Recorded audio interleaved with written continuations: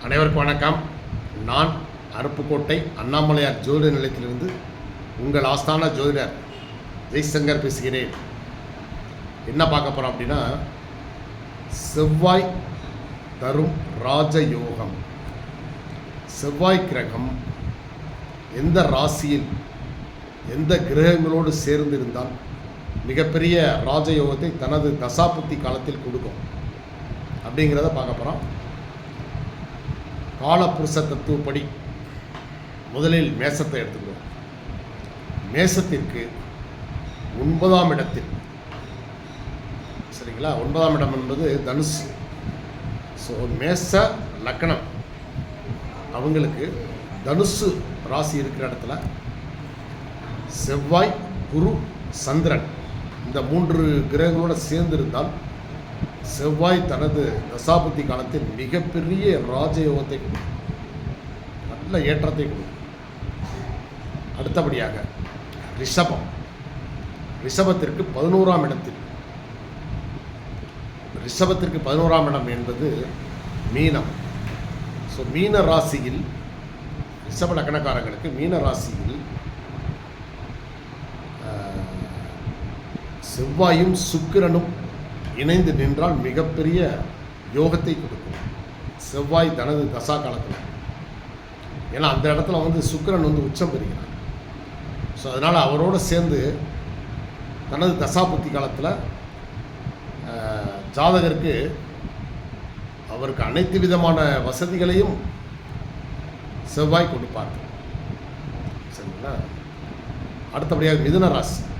மிதுன ராசிக்கு 11ஆம் இடத்தில், மிதுன ராசிக்கு 11ஆம் இடம் என்பது மேசம்.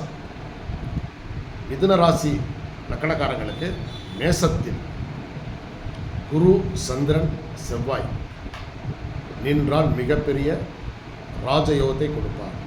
யாரு? செவ்வாய். கடகராசி, சரிங்களா. கடகராசிக்கு 9ஆம் இடத்தில்,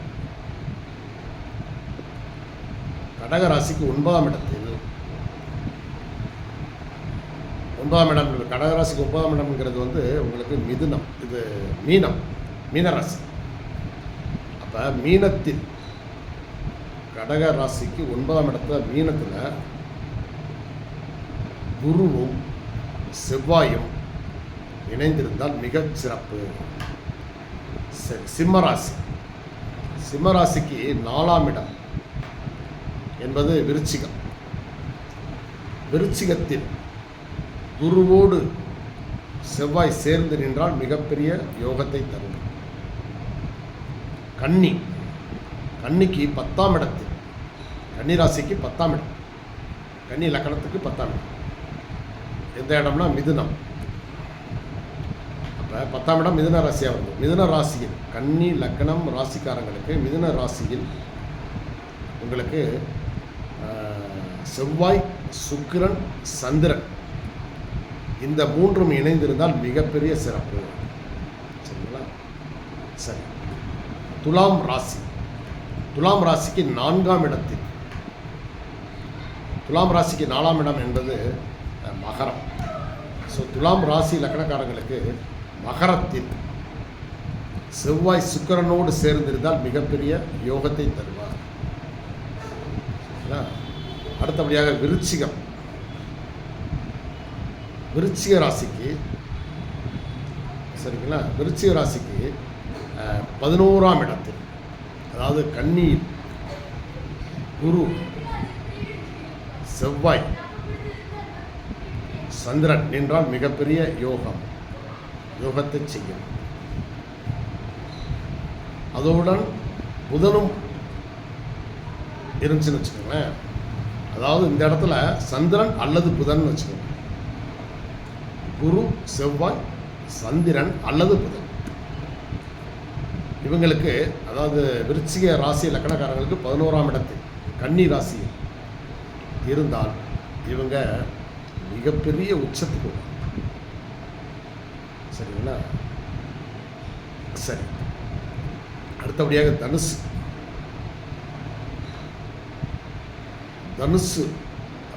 தனுசு ராசிக்காரர்களுக்கு அவங்க அந்த தனுசு ராசி லக்கணம் இருக்கு இல்லையா, இவங்களுக்கு 9ஆம் இடத்தில் குரு, செவ்வாய், சந்திரன் இருந்தால் மிகப்பெரிய யோகம். மகர ராசிக்காரங்களுக்கு, மகர லக்னக்காரங்களுக்கு 4ஆம் இடத்தில், 4ஆம் இடத்துல செவ்வாய் சுக்கிரன் நின்றால் சிறப்பு. மகர ராசிக்கு 4ஆம் இடம் வந்து மேசராசி. மேசராசியில் செவ்வாயும் சுக்கிரனும் இணைந்து நின்றால் அவங்க வாழ்க்கையில் அனைத்து விதமான ஏற்றங்களையும் அந்த செவ்வாய் திசையப்போ அனுபவிப்பாங்க. நிறைய நன்மைகள் நடக்கும். சரிங்களா? கும்பராசி, கும்பராசிக்கு 11ஆம் இடத்தில், கும்பராசிக்கு 11ஆம் இடம் என்பது தனுசு. சரிங்களா? இந்த இடத்துல குருவும் சந்திரனும் அதனோட செவ்வாய் பார்வை செய்தால் போதும், யோகம். கும்பராசிக்காரர்களுக்கு இன்னொரு யோகம் இருக்கு. 10ஆம் இடத்தில், அதாவது விருச்சிக ராசிக்கு செவ்வாய், குரு ப்ளஸ் சந்திரன், இந்த 3 கிரகங்களும் இணைந்திருந்தால் மாபெரும் கோடீஸ்வரங்களாக மாறிடுவாங்க. செவ்வாய் திசையில் மலமலமான ஒரே ஏற்றம் தான். ஓகேவா? மீன ராசிக்காரர்களுக்கு, மீனராசிக்கு 10ஆம் இடத்தில், மீனராசிக்கு 10ஆம் இடத்துல மேலும் 9ஆம் இடம் வச்சுக்கோங்க. இவங்க இந்த இடத்துல, இந்த 2 இடத்துலையுமே குருவுடன் சேர்ந்து செவ்வாய் நின்றாலும், சந்திரனோடு சேர்ந்து செவ்வாய் நின்றாலும், சரிங்களா, 9ஆம் இடம்ன்ற சொல்கிற இடத்துல வந்து சுக்கிரனோடு சேர்ந்து செவ்வாய் நின்றாலும் மாபெரும் யோகத்தை தருவார் தனது தசாபுத்தி காலத்தில். இந்த மாபெரும் யோகம் அப்படிங்கிறதெல்லாம் என்ன அப்படின்னு பார்த்தீங்கன்னா, உதாரணமாக ஒருத்தர் திருமணம் ஆகாமல் ஒரு இளைஞர் இருக்கார் அப்படின்னா, அவர் ஜாதகத்தில் அந்த இளைஞர் இருக்காருன்னா, இப்போ நான் சொன்ன இந்த முறையில் அவருடைய ஜாதகத்தில் கிரகங்கள் இணைந்திருந்தால், செவ்வாய் திசை வருதுன்னு வச்சுக்கோங்களேன், அவருக்கு உடனடியாக திருமணம் ஆகும். அதே போல் வேலைக்கு ட்ரை பண்ணிகிட்டு இருக்காங்க, படித்து முடிச்சிருக்காரு, வேலைக்கு ட்ரை பண்ணிகிட்டு இருக்காங்கன்னா அவருக்கு ஒரு மிகப்பெரிய வேலை கிடைக்கும். அரசாங்க வேலைக்கு வாய்ப்பு நிறைய செவ்வாய் திசையில் டிபார்ட்மெண்ட்டுக்கு போயிடும். சரிங்களா? வீடு அல்லது பிளாட்டு, வீடு வந்து ரொம்ப நாளாக பழைய வீட்டில் இருக்காங்க, கெட்டணும்னு பார்த்துக்கிட்டு கெட்டணும்னு முடிவு பண்ணிகிட்டு இருக்காங்க, ஆனால் தடங்கள் ஆகிக்கிட்டே இருக்குன்னு வச்சுக்கோங்களேன். செவ்வாய் தசா காலத்தில் அவங்க அந்த வீடை நல்ல முறையில் இடித்து அதே வீடை நல்லா புதுப்பிச்சுவாங்க, புதுசாக கட்டிடுவாங்க, புதுசாக கட்டி பால் வச்சுருவாங்க, அல்லது புதுசாக கெட்டின வீடை வாங்கிடுவாங்க. சரிங்களா? வீடு வாங்கக்கூடிய யோகம் அவங்களுக்கு அமைஞ்சிருக்கு. அதுவும் பிளாட்டுகள், இடங்கள் ரொம்ப நாள் தடையாகிட்டே இருக்குன்னா அது வந்து அவங்களுக்கு கிடைக்கும். சில பூர்வீக சொத்துக்கள் கேஸில் நடக்குதுன்னு வச்சுக்கோங்களேன், இவங்களுக்கு ஆதரவான தீர்ப்பு வரும் அந்த செவ்வாய் திசையில். அதே போல் ஒரு டிபார்ட்மெண்ட்டில் வேலை பார்த்துக்கிட்டு இருக்காங்க, வேலை கிடச்சி வேலை பார்த்துட்டு இருக்காங்க, பதவி உயர்வுக்கு ரொம்ப நாளாக ட்ரை பண்ணிகிட்டே இருக்காங்க. அப்போ அந்த செவ்வாய் தசா காலத்தில் அந்த பதவி உயர்வு என்பது மிக எளிதாக கிடைக்கும். இவங்க விரும்பி கேட்ட இடத்துலே கிடச்சிடும். இது போக அடுக்குமாடி வீடுகள், வணிக வளாகங்கள், இது எல்லாமே இவங்களுக்கு கிடைக்கும். வாடகை வருமானம், அது மாதிரி ரொம்ப நாளாக வந்து தீர்க்கப்படாத அடிதடி பிரச்சனைகள் எல்லாமே சால்வ் ஆகிடும். அந்த செவ்வாய் திசை வரும்போது இவங்களுக்கு ஒரு மிகப்பெரிய யோகத்தை செய்யும். செவ்வாய் திசை 7 ஆண்டுகள் தான், ஆனால் அந்த 7 ஆண்டுகளில் இவங்க வந்து படையப்பா படத்தில், அண்ணாமலை படத்தில் ரஜினிகாந்த் வந்து மலன்னு முன்னேற்றம் அடைகிற மாதிரி ஒரு 7 ஆண்டுகளில் மிகப்பெரிய யோகத்தை செவ்வாய் திசையில் செய்யும்.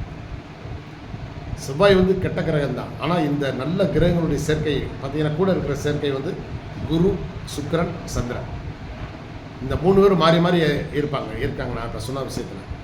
ஸோ இது உங்கள் ஜாதகத்தில் இந்த மாதிரி அமைப்புகள் இருந்தால் பாருங்கள். உங்களுக்கு செவ்வாய் திசை வரும்போது மிகப்பெரிய ஏற்றத்தை காண்பீர்கள். நன்றி, வணக்கம்.